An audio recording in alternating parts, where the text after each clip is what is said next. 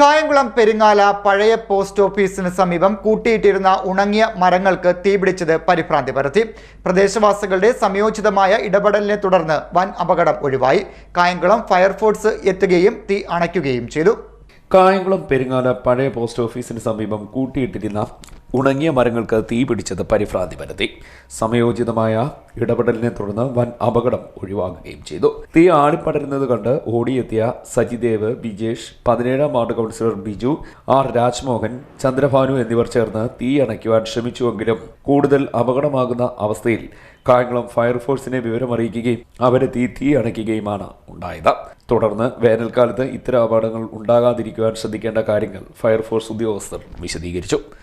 കായംകുളം പെരിങ്ങാല ഭാഗത്ത് നട്ടുച്ച സമയത്ത് ഒരു പ്രദേശത്തുള്ള ചവിട്ടുകൂനകളും വിറകുകളും എല്ലാം കൂടെ അപ്രതീക്ഷിതമായിട്ട് കത്തി വല്ലാത്തൊരവസ്ഥയിലോട്ട് തീപിടുത്തം ഉണ്ടാകുന്ന ഒരു സ്ഥിതി വന്നപ്പോഴത്തേക്ക് നമ്മുടെ കായംകുളം ഫയർഫോഴ്സുകാർ വളരെ സമയോചിതമായിട്ട് എത്തുകയും അവരതിന് വേണ്ട ക്രമീകരണങ്ങൾ ചെയ്യുകയും ചെയ്തു. നമ്മൾ ഈ വേനൽക്കാലത്ത് ശ്രദ്ധിക്കേണ്ട കാര്യങ്ങളെ സംബന്ധിച്ച് ബഹുമാനപ്പെട്ട അതിൻ്റെ ബന്ധപ്പെട്ട ഉദ്യോഗസ്ഥൻ മണിയൻ സാർ നിങ്ങളോട് 2 വാക്ക് സംസാരിക്കും. അപ്പോൾ ഈ സാഹചര്യങ്ങളിൽ നമ്മൾ ഈ വേസ്റ്റുകളും മറ്റും കത്തിക്കുന്നതിന് ഒരു പ്രിക്കോഷൻ, ഒരു മുൻകരുതൽ എടുക്കേണ്ടതാണ്.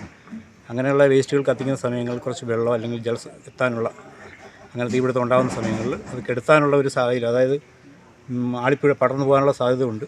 അതുകൊണ്ട് ആവശ്യമായ ഒരു മുൻകരുതൽ, അതായത് വെള്ളവും മറ്റും എത്തിക്കുന്നതിനുള്ള ആ ഒരു സാഹചര്യം ഒരുക്കിയിട്ട് വേണം നമ്മൾ അഥവാ കത്തിച്ച് കളയുകയോ മറ്റും ചെയ്യേണ്ടത്.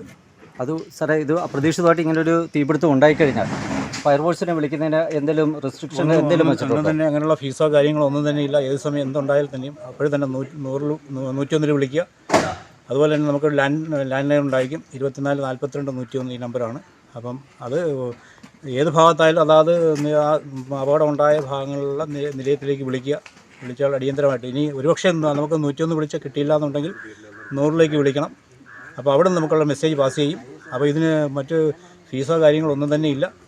എന്താണ് സാറേ അങ്ങനെ ചോദിക്കാൻ കാര്യം എന്ന് പറഞ്ഞു കഴിഞ്ഞാൽ, ചെറിയാണ് നിങ്ങൾ വരുന്ന സമയത്ത് ചെറിയൊരു തീപിടുത്തം ഉള്ളെങ്കിൽ ഇത്രയും ചെറിയ കാര്യത്തിന് ഞങ്ങളെ വിളിച്ചിട്ടുള്ളൂ എന്നുള്ള ആശങ്ക പല നാട്ടുകാർക്കുണ്ട്. ഒന്നുമില്ല. അപ്പം നമുക്ക് ആ സംഭവം ഉണ്ടായ സ്ഥലത്തെക്കുറിച്ചൊരു ധാരണ നമുക്ക് ഈ വരുന്നവർക്ക് അറിയണമെന്നില്ല. അത് കാരണം നമുക്ക് വാഹനം എത്തിച്ചേരുന്ന സ്ഥലത്തെക്കുറിച്ചൊരു നിർദ്ദേശങ്ങൾ അവർക്ക് കൊടുക്കേണ്ടതെന്നല്ലാണ്. നമ്മൾ മെസ്സേജ് പാസ് ചെയ്യുന്ന സമയത്ത് തന്നെ ചിലപ്പോൾ ഇടുങ്ങിയ വഴിയാണ്, നമ്മൾ വലിയ വണ്ടികൾ ചിലപ്പോൾ വരാൻ പാടുണ്ട്. അങ്ങനെയൊക്കെ ഉണ്ടെങ്കിൽ ആ നിർദ്ദേശങ്ങൾ നമുക്കൊന്ന് അറിയിക്കുകയാണെങ്കിൽ അതിനനുസരിച്ച് നമുക്ക് നിലയത്തിൽ നിന്നൊരു തയ്യാറെടുപ്പ് വരാൻ പറ്റും. തീപിടുത്തം നമ്മൾ ഈ പറഞ്ഞ കണക്ക് ചൂട് കൂടി വരികയാണ് മുൻകാലങ്ങളെ അപേക്ഷിച്ച്. അപ്പം നമ്മൾ ഇപ്പം ആളുകൾ കരിയിലുകൾ കൂട്ടിയിട്ട് കത്തിക്കുന്നുണ്ട്. അപ്പം നമ്മൾ കത്തിക്കുന്ന കൊള്ളാം. നമ്മൾ ഈ ഒരു ഉച്ച സമയമെന്ന് വെച്ചാൽ നല്ല കാറ്റുള്ള സമയമാണ്. അപ്പോൾ ഈ കാറ്റ് കുറഞ്ഞു നിൽക്കുന്ന സമയത്ത് കത്തിക്കണം. അപ്പോൾ കത്തിക്കുന്നതിന് മുന്നേ തന്നെ നമ്മൾ അല്പം കുറച്ച് വെള്ളവും മറ്റുമൊക്കെ കരുതുകയാണെങ്കിൽ നമ്മൾ കൈവിട്ട് പോകുന്നൊരവസ്ഥയിലോട്ട് പോകാറില്ല. അങ്ങനെ പോകുമ്പോഴാണ് പലയിടത്തും അപകടങ്ങൾ. ഇപ്പം മനുഷ്യൻ തന്നെ ഈ ഇടയ്ക്ക് ഈ കെടുത്താൻ ശ്രമിക്കുമ്പോൾ അപകടപ്പെടുന്നുണ്ട്. CDNet news, Kayamkulam.